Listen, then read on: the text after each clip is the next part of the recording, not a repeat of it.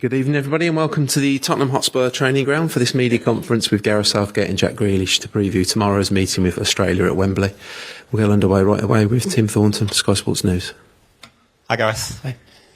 The Australia game gives you a chance to learn new things, but you'll want to win. So how experimental can you afford to be? Will you look to rest some key players to give opportunities to others?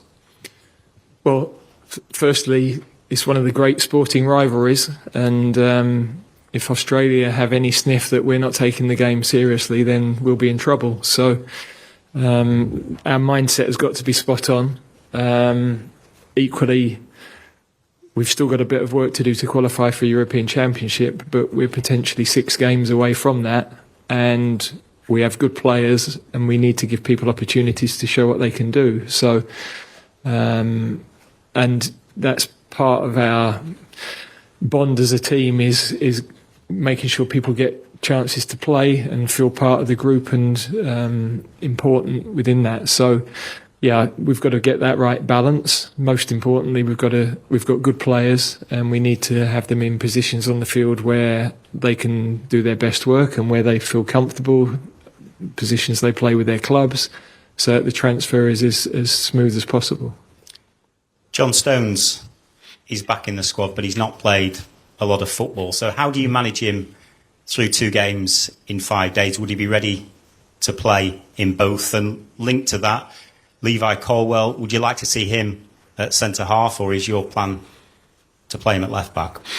Well, with John, we've had really good dialogue, which we always have with Manchester City. So we've got a plan in place for that. There's a reality around how much we should be playing him, given the amount of football he's had and the length of time he's been out. So we always look after all of our players physically. That's very important.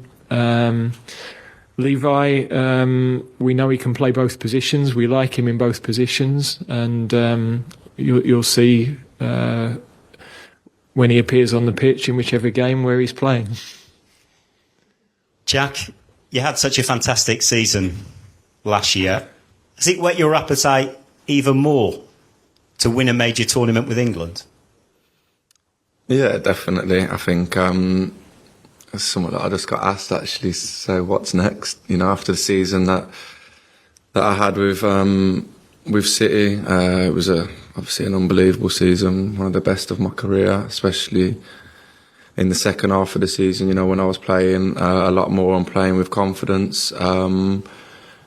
And yeah, I think, you know, now we have, I think the perfect team, you know, obviously a perfect manager, you know, guiding us. And I think it's something that we need to do. You know, we've come close, you know, now on two occasions.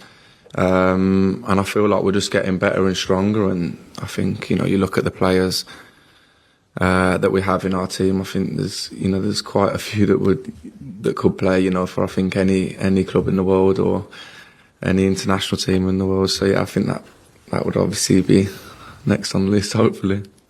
How difficult is it, coming off the back of such a successful season, to hit those heights again? And what's your mindset going into these 2 games? Yeah, do you know what? It is. I don't mean this to sound like weird, but it obviously is difficult in a way, because, you know, you have such a high of winning a treble, and then you do think, like, you know, what would ever like top that?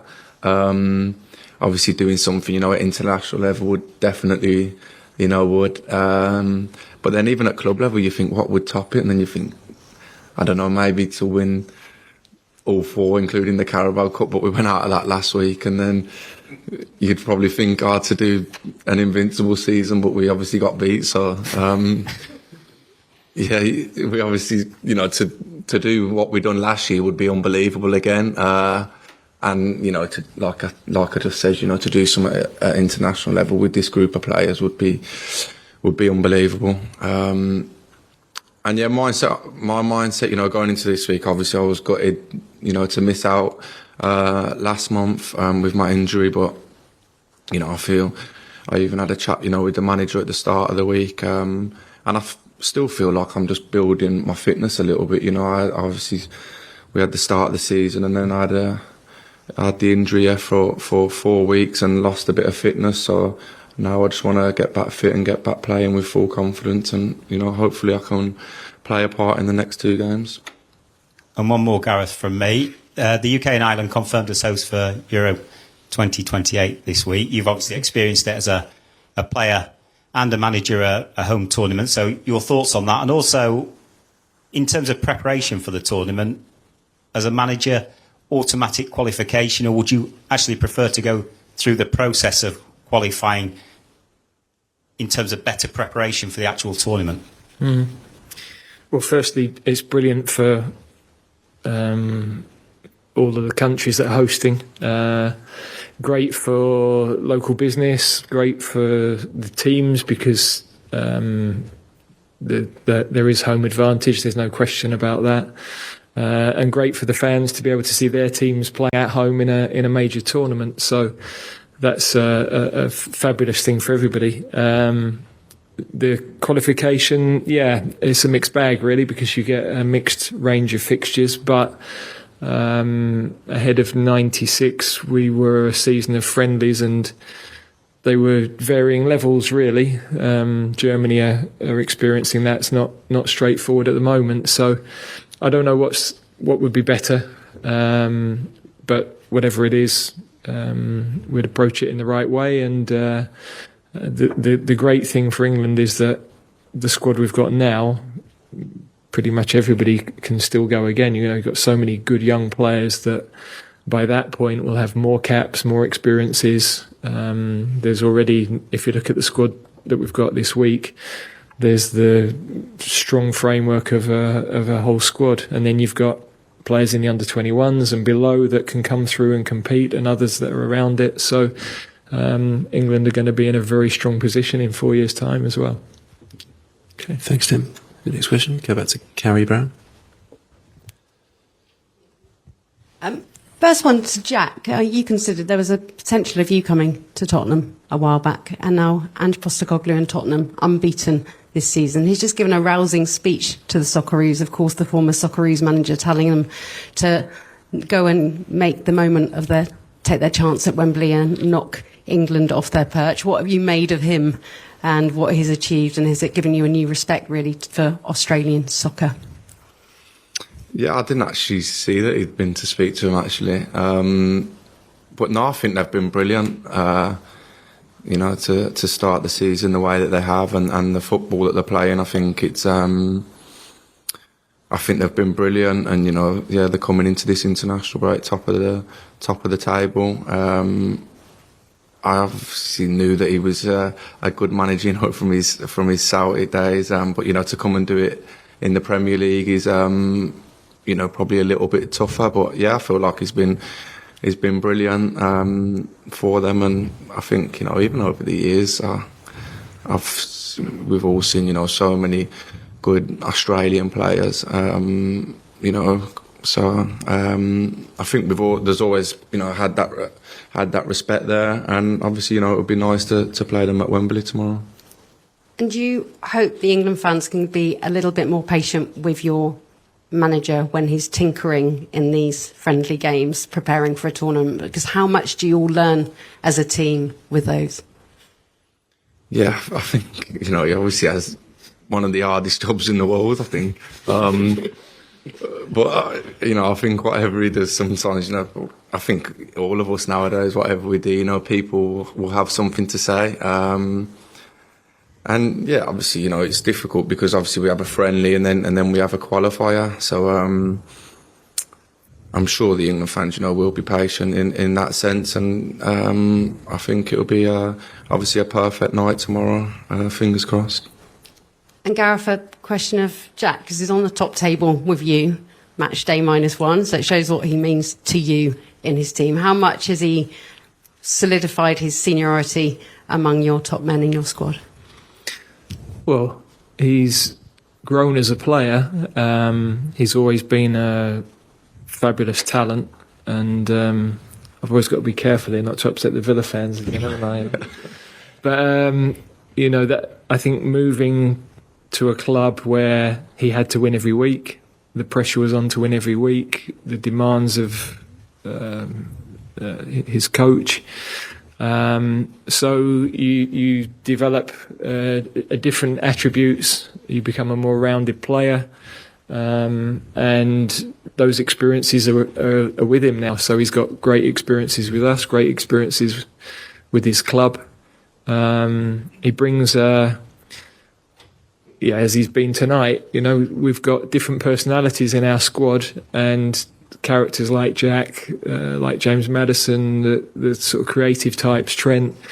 We've got a lot of lads that view the world differently, that see different pictures, that see the game differently. That's what makes a team. That's what makes a squad. So, we love working with him.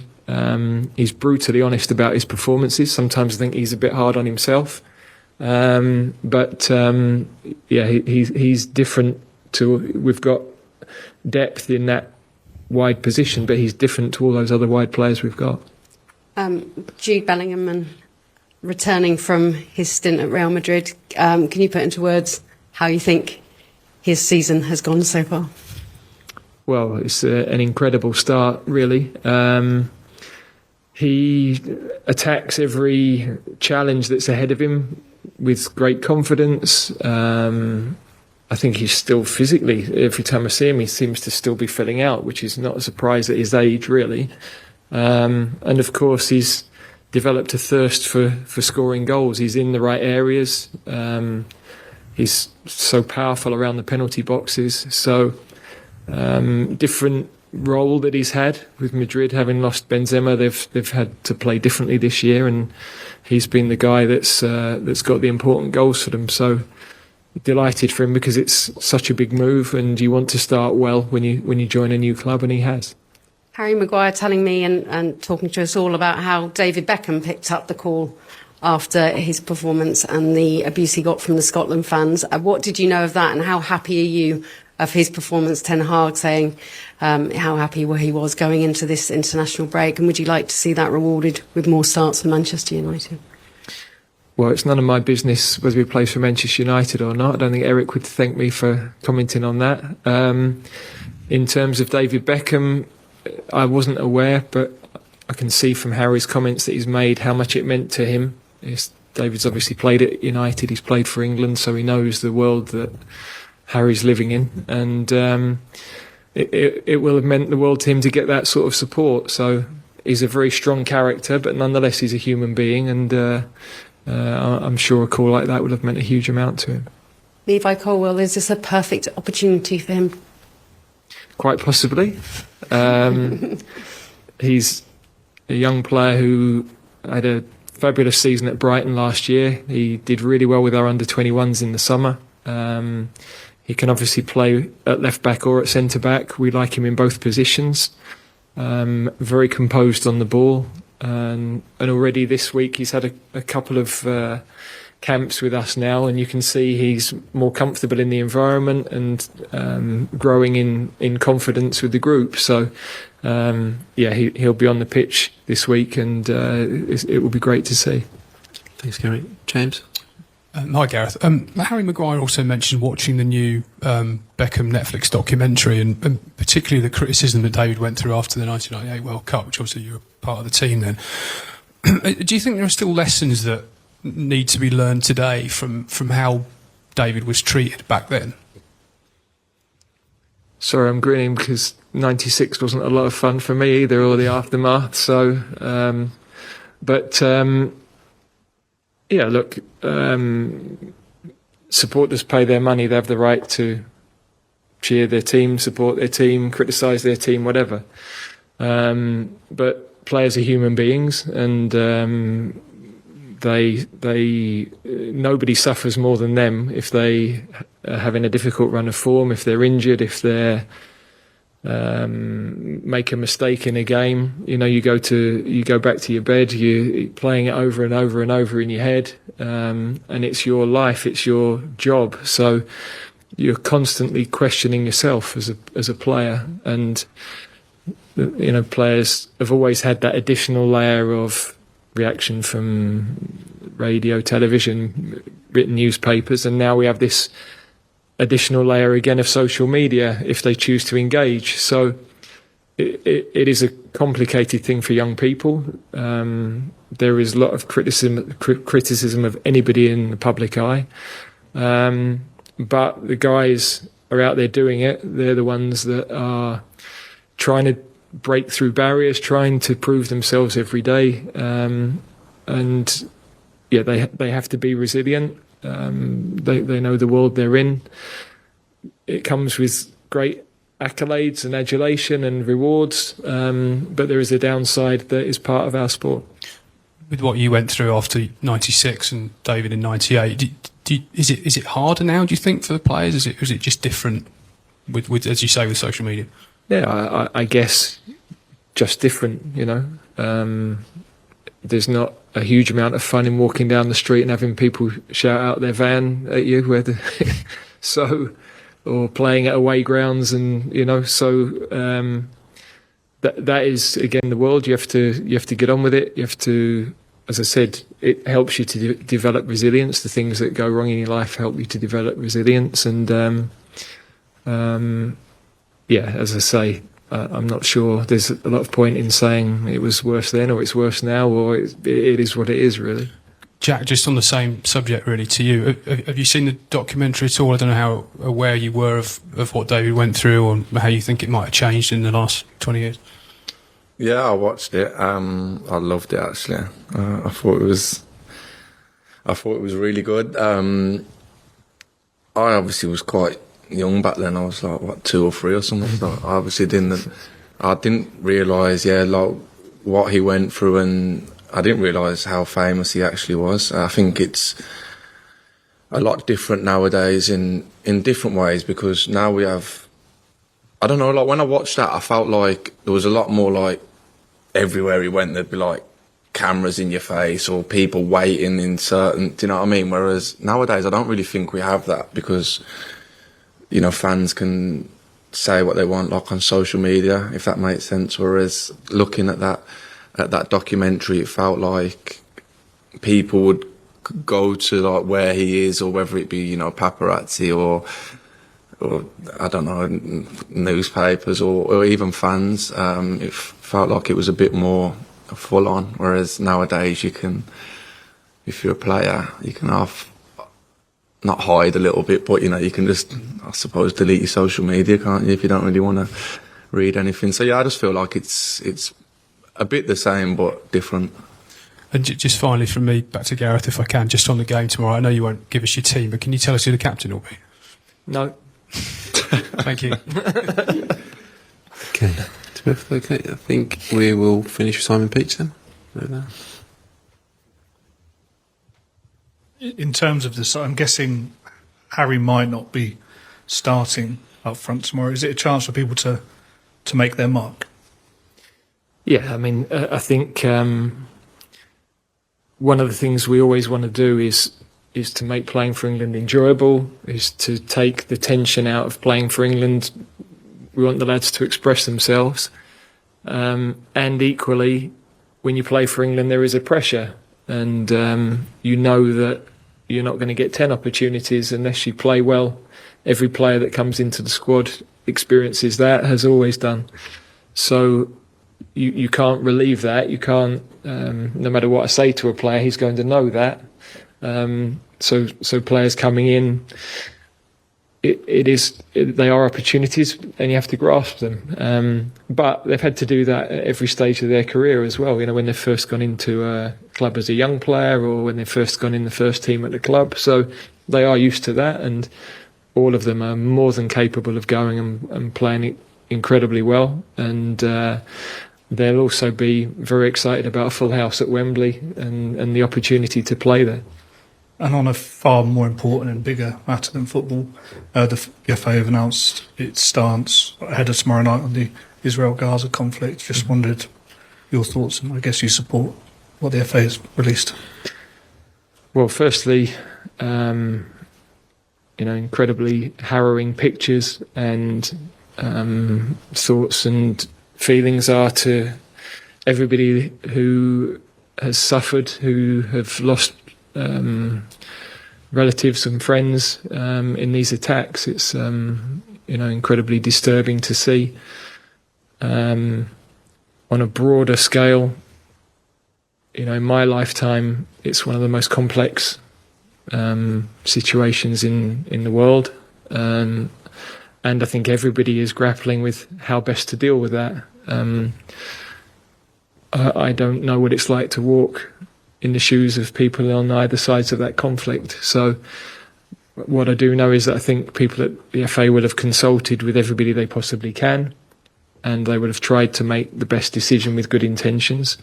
Clearly, whatever decision they came to would have been criticised in one way or another. So I also recognise how difficult it was for them. I wasn't involved in those discussions. They were long and went on for a long time, I know. But they've decided to take the stance they have, and we will get on with that. Thanks, guys. We'll end it there. Cheers. Thank you.